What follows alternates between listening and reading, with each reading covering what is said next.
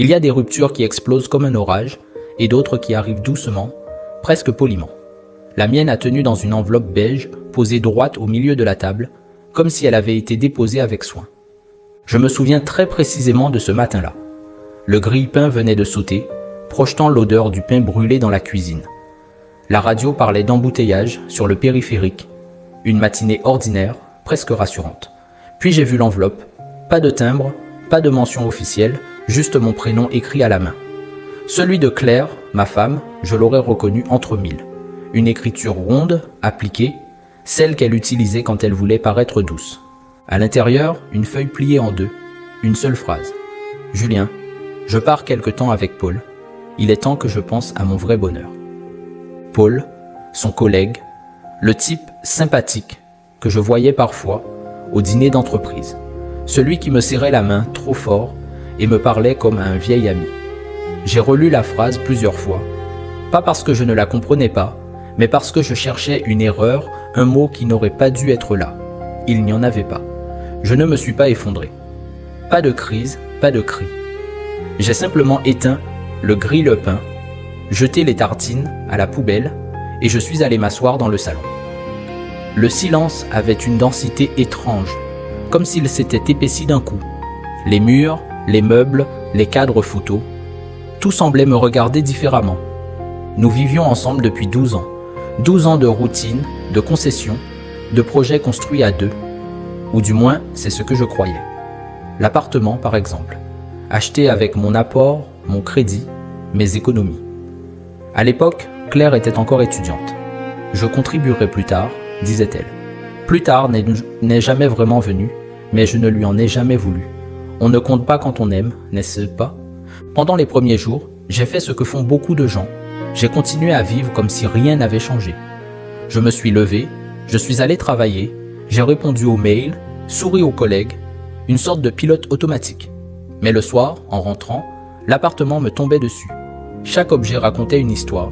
La tasse ébréchée qu'elle refusait de jeter, la plante verte que j'arrosais pour deux, la chaise qu'elle appelait ta chaise et sur laquelle je m'asseyais toujours. Au bout d'une semaine, elle m'a envoyé un message. Pas pour prendre de mes nouvelles, pour savoir si je pouvais lui préparer un sac avec ses affaires d'hiver. « Tu sais où sont mes pulls gris ?» a-t-elle ajouté, comme si nous étions encore un couple qui partageait une organisation domestique. C'est à ce moment-là que quelque chose a changé en moi. Pas de colère spectaculaire, plutôt une lucidité froide, presque clinique. J'ai regardé autour de moi et je me suis demandé, qu'est-ce qui, dans cet appartement, m'appartient vraiment? Pas sentimentalement, légalement, factuellement. J'ai ressorti les papiers, le compromis de vente, le prêt bancaire, les factures. Tout était à mon nom, absolument tout. Je n'y avais jamais pensé comme à un levier. C'était simplement la conséquence logique d'une situation que j'avais acceptée sans poser de questions. Ce soir-là, au lieu de préparer son sac, j'ai ouvert un fichier vierge sur mon ordinateur et j'ai commencé à lister. Ce que je payais, ce que je finançais, ce que je maintenais à flot depuis des années. Pas par rancune, par besoin de clarté. Les jours suivants, j'ai agi lentement, méthodiquement. J'ai pris rendez-vous avec un notaire sous prétexte de faire le point. Il n'a posé aucune question indiscrète. Il a simplement confirmé ce que je savais déjà. L'appartement m'appartenait, entièrement, et je pouvais en disposer comme je l'entendais. Je n'ai rien décidé tout de suite, j'ai continué à recevoir ces messages pratiques. « Tu peux m'envoyer mon chargeur ?» J'ai laissé des documents dans le tiroir du bureau. À chaque fois, la même sensation, elle parlait comme si j'étais encore là pour assurer l'intendance, pendant qu'elle vivait autre chose ailleurs.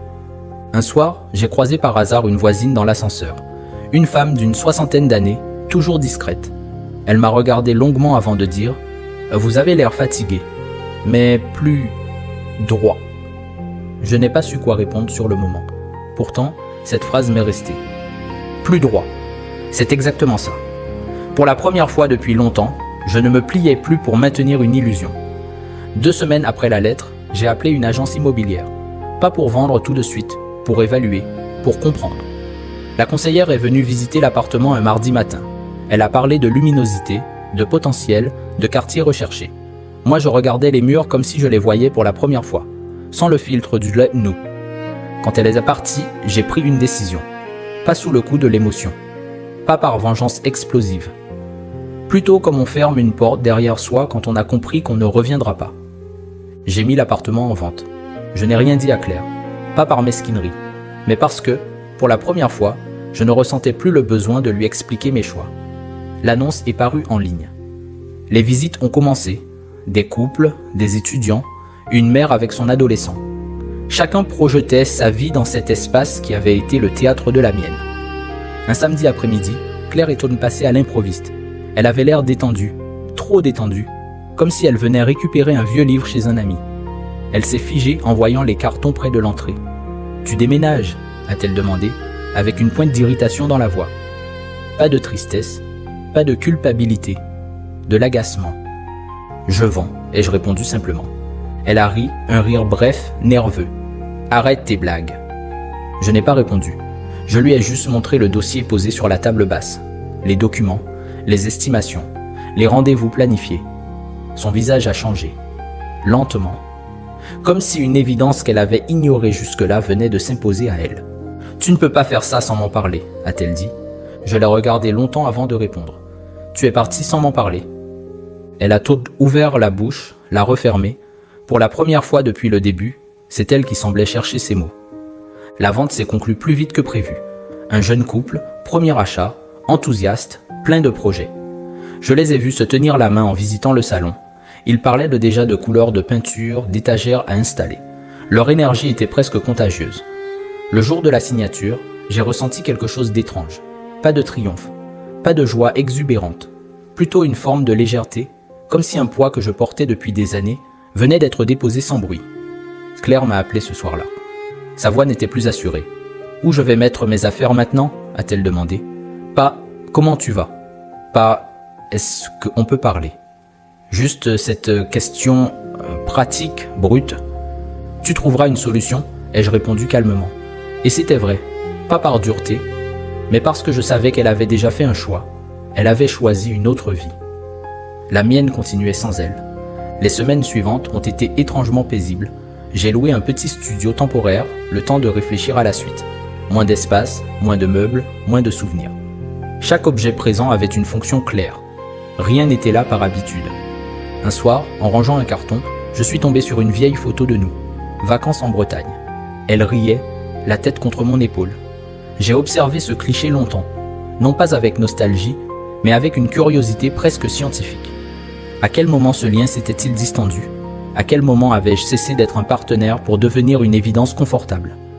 Je n'ai pas jeté la photo. Je l'ai reposée dans le carton. Pas par attachement, mais parce que mon histoire, même douloureuse, faisait partie de moi.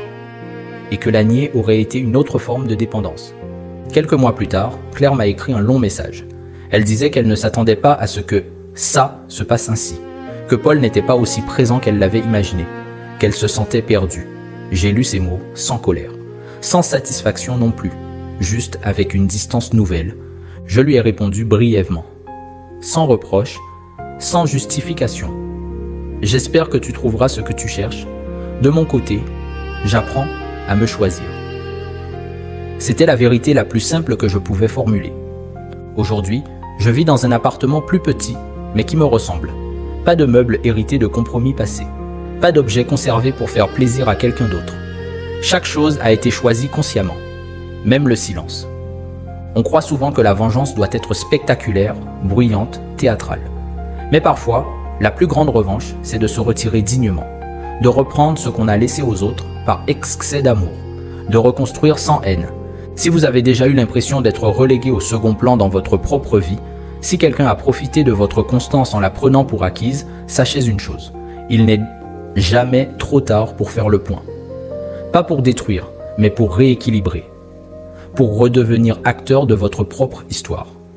Et parfois, ce simple rééquilibrage a un impact bien plus fort que n'importe quelle explosion,